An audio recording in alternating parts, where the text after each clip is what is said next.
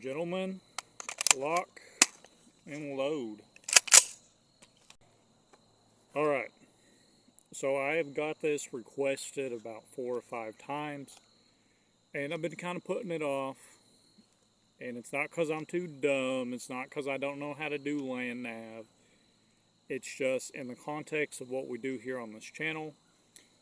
I think there is some misinterpretation of the whole system, the guerrilla fighting, the guerrilla warfare system.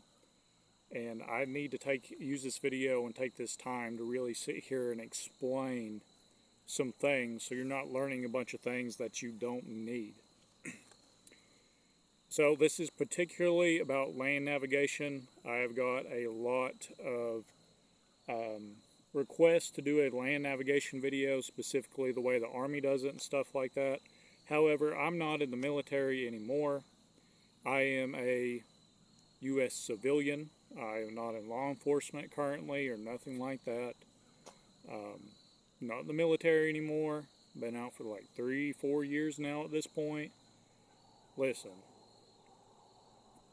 A lot of the stuff in military or police doctrine does not apply to civilians who have to actively arm themselves against, for instance, foreign invasion or a foreign invaded army. Let's say that a foreign invasion happens, whether it's Russia, Korea, China, Great Britain, whatever, it doesn't matter. There's paratroopers in the sky behind me. Most of the laws, at least the way I would see it, would go out the window.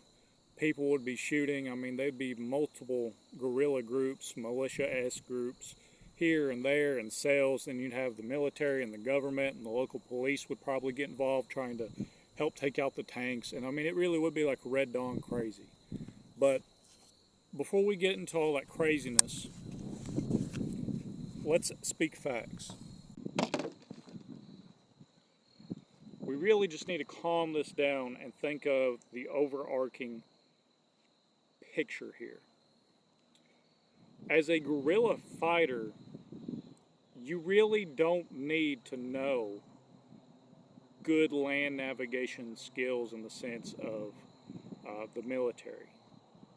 What do I mean by that? You're not getting deployed across the world to a jungle in Vietnam. Like, you're not getting airdropped into the Vietnam jungle with nothing but a map and compass and them telling you go to coordinate this and this. That's not how this works anymore. This isn't Vietnam. This also isn't Afghanistan where it's just the desert and they drop you off and then you got convoys and you got satellite, but they still give you coordinates and stuff. That is not how guerrilla war works at all.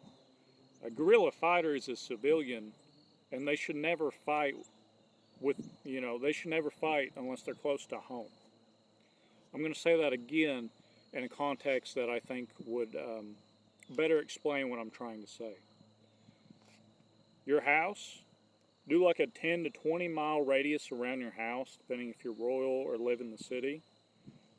If a war kicked off, you should never go 10 to 20 miles from your house unless it's getting nuked. Your city is getting nuked or something absolutely like crazy you know for sure is going to happen. Unless you're getting the shit bombed out of you, you should never have to get out of that 10 to 20 mile circle. Especially if you have numbers, you're somehow able to join in with a guerrilla force, a coalition of fighters to fight back against the oppressing force. In this case, we'll say a new Soviet country, a new communist country, whatever. We'll call it Jerome. The new country, Jerome, comes over here to the U.S. or wherever you're at and starts to invade. I know my plan is I got like a 10-mile radius around where I live and I'm not going anywhere else. I don't need land navigation because I know every creek bed, I know all the rivers, I know all the mountains, I know all the cliffs, I know all the caves, I know what the trees look like, I know where the wildlife is. I spent years scoping out, asking people to go hunt on their land, asking people to go and scope out their property. I know that sounds crazy, but just, like to hike and stuff. And then I'll take mental notes. I've used drones because, if you can't get permission to be on land, Technically, you can use drones and just scope out. Now, I'm not a lawyer. This ain't legal advice. I'm just saying, you know, you can use drones and get an aerial view of all this crap. Park on the side of the road and use a drone, get the lay of the land. Google Maps, a big thing that's helped me is Google Earth because it has a terrain feature. So, you know, you're looking like 2D, and then you can go like this, and you can actually see the elevation change in the hills and all the houses and stuff in certain areas. So, I mean, that's pretty crazy. That is pretty crazy. And, you know, I'm just compounding off that. I already know pretty much every stone and rock on any public land within my, like, county-wide area, tri-county area. I already know, like, I already know where everything is, and if I didn't have permission to be on that land, I'm not telling y'all to trespass. But let's just say I already know everything in this land. I know, and if I don't know it, I am currently working on getting to know it. Like I said, don't trespass. But if you're new to our area, you need to know like all the ins and the outs. If you live in the city, you need to try to get a map of the sewer system. I'm like 100% dead ass with you. You know, if I lived in New York, bro, well, New York City, for example. If I lived in New York, I would know all the alleys. I know all the bad spots. I would know the sewer system. I'm not telling y'all to trespass. I didn't tell you to do that. But if I lived in a big city, which I don't, I live way out rural in the country. A bunch of country bumpkins is where I hail from, you know. A bunch of hillbillies. That's all there is around here. Like, I would know every single alley, construction zone. I'd be keeping up with it. And I know this sounds obsessive. I'm just trying to hammer off. You don't need land navigation because you're never going to be fighting out of your element. Every ambush that you plan and conduct, every single defensive position that you mark on the map, it's good to be able to read maps and stuff like that. Every single defensive position that you set up, assaulting position, or if you're assaulting something, you should never be assaulting something as a guerrilla unless it is in your area of operation. You should know that building, if at all possible. Like I said, don't trespass or nothing. But you need to know, oh, you know, maybe take a different road on the back end of, let's say, a factory or something. You notice a different walkway. And you think in the event of an invasion, that factory and what they manufacture might be a point of interest. Well, maybe getting some family that work in there and just asking them what it's like and, you know, different levels and stuff like that. And if their maintenance, how to get up on the roof. I mean, literally, like little things like that. It's how intelligence of government agencies, how country, you know, all the countries use this information together, intelligence. And you need to be doing your own research, keeping notes, keeping manuals, all that crap. Because you can't rely on Google Maps if war kicked off. You probably need to honestly take your phone, put it in a Faraday bag, take the battery out of it, take the SIM card out of it. You do not need to have a cell phone on you when you're conducting guerrilla operations. If I'm going up against tanks or any form of platoon with mortars, I am breaking my phone. I am leaving it at the fob. I am not taking it on mission. That is ridiculous. Right, that is stupid. And I know I come off as brash and come off as harsh, but it's the same thing with land navigation. And I understand sometimes, like I said, you know, don't trespass. I understand you can't get access to some land, but like I said, Google Maps is free, dude. And like the only places that are blurred out on Google Maps is literally military bases. You can zoom in as close as you want. You can see the houses. It's not that hard. Now, what does this mean, though? How do you still navigate? Because it definitely, especially with all these trees and hills that you see behind me, it's really easy to get turned around. Well, your area, printed off maps of your area. I keep a notepad. This is a Ride in the Rain. I keep it with coordinates because I do, you know, shoot my azimuth. I do shoot my azimuth sometimes, and I will actually not rely on no cell phones or nothing, especially when I'm in a new place and I'm mapping it out. And I will write down coordinates, and I'll kind of, you know, do it to test myself. I got ranger beads in here, just little beads on a fishing line, essentially, to keep my pace count. And then I'll even sit there and I will, you know, from hilltop to hilltop, or from point A to point B, I will measure the distance, calculate how many meters that's going to be, and then I'll use those ranger beads to get there. That will be a separate video, though, just how to look at a map. This is really just to hit on the point that you really don't need it. You need a map. You need to be able to how to, look at saddles, depressions, ridges, all that, cliffs, the minor and the major map elements, how to see where a river is, stuff like that. But once you get past basic map reading, you don't need to really be that all too concerned with the very specifics of grid coordinates. You don't really need to be that concerned with just map reading in general. And how do we do that? How do we actually make this effective? How do we go out there and scout areas? Like I said, don't trespass, but you would be surprised how much public land there is out there. Utilizing drones, asking people to hunt on their land, asking people to hike if they own a bunch of woods. You'd be surprised, you come off as nice and stuff, how many people would let you. The drones is a big thing. Google Earth is a big thing. Google Maps. Binoculars. I mean, don't stalk nobody, but I don't think it's illegal to look at people's land. I don't know.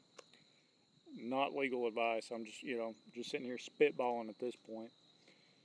But the main way that I look at maps, the main way that I actually navigate land around here is by terrain association.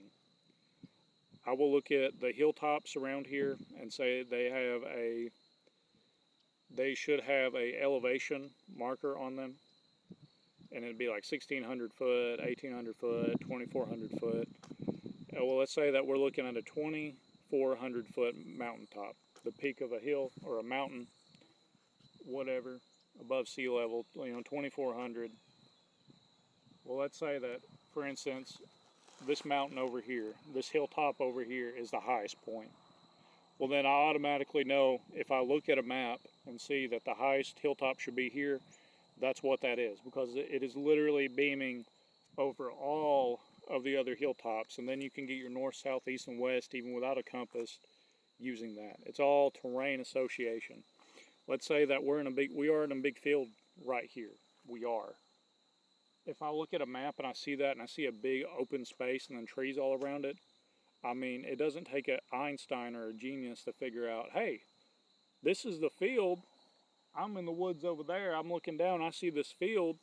That's the field on the map. Now, this is very easy examples, but you combine that with just lots of research and you going out on your own and exploring and using the drones and just don't trespass. Using the drones and asking people to be on their land and stuff and asking around people that work in different facilities. Maintenance workers, people that work in the sewer, if you're in a big city, getting the sewer system, the tunnel schematics, they might even be free to the public, to be honest with you. I'm not 100% sure. I've never lived in a city at all. I've always lived out in the sticks. I've never lived in city limits, so I don't know. I don't know how that works, but never been my problem. But yeah, I know this is probably not what a lot of people wanted to hear, and I'd say 90% of people, probably 97% of people already clicked off because they're like, this guy has no idea what he's talking about. But this is really how it is. This is how guerrillas would fight in conflict. You are not going to be, let's take for instance, you live in Montana and something kicks off, but it kicks off down in Arizona. Do you really think that you're going to be able to just quit your job in Montana, take a plane, you're not going to be able to take a plane anyways, but drive your ass down to Arizona and go to war? No, dude. You're going to be in Montana, you're going to hear about it in Arizona, you're going to get your shit ready, and by the time somebody tries to roll into Montana, you should already have your defensive positions, your fighting positions dug, your trenches dug. You should already be ready for war by the time it comes. That's what a lot of people don't understand, and that's why a lot of these LARPers and military YouTubers, well, I'm not going to say military YouTubers, because if you're doing this and trying to research land navigation for actual military use, then yes, you could be sent to God knows where all across the world any time of the day. But as a guerrilla fighter, a lot of this military doctrine you shouldn't even concern yourself with because it doesn't even matter. It doesn't matter. You guys don't need to be complacent. On your off days, it's as simple as getting in your car and just driving the back roads and taking notice of prominent landmarkers. That over there is the tallest mountain. There's a lake about 2 miles that way. Holy cow, I see the water from here. And just building a mental image of where everything is. It's that simple. You should not, like I said, unless you're getting just the shit bombed out of you or nuked or whatever crazy thing it is, your house, your community, and like a 10 or 20 mile radius all the way around, you should never, if it kicked off, go out of that. It eliminates the need for maps. It lets you actually use the guerrilla concept of using the terrain, using the land to your advantage. Without that, with you going to a whole different state to fight, with you doing this or that or somehow getting ran off, it's not going to work. You don't need to know how to read a map like that. The most you need is terrain association. And I know I didn't go too far in depth with that, but I feel like the wisdom, the philosophy that I'm giving is a little bit more important right now. I got to be honest. So I'm going to hit you with this. This is your homework, right? Look up terrain association, chat GPT it, whatever, Google it. Make sure it's a very deep thought, get on there, deep thought, deep research, and then study that. And then if you still need, or you feel like you need to press on to actual land navigation coordinates and stuff, then go ahead. I'm not saying it's a bad thing to know. Like I said, I do it for training and stuff, but get your kit squared away first. Get your rifle squared away first. Get your family squared away first. Get your mindset squared away first. You need to have your religion, your connection with God squared away first. There's like knowing how to shoot an azimuth to very specific coordinates is way down on that list. You got, your food, your resources, your ammo stockpile. It is so far down there. Don't even worry about it right now. Just learn how to associate the terrain, look at the prominent terrain features, still have your maps printed out, and then you should be golden. Becoming an effective guerrilla takes years upon years of study and hard work. It's like a second job. Don't be out here being a dumbass studying stuff that is not going to help you in real conflict. That's all I got to say. Au revoir. A bientôt. God bless you. Peace out. See you next time on the mountain.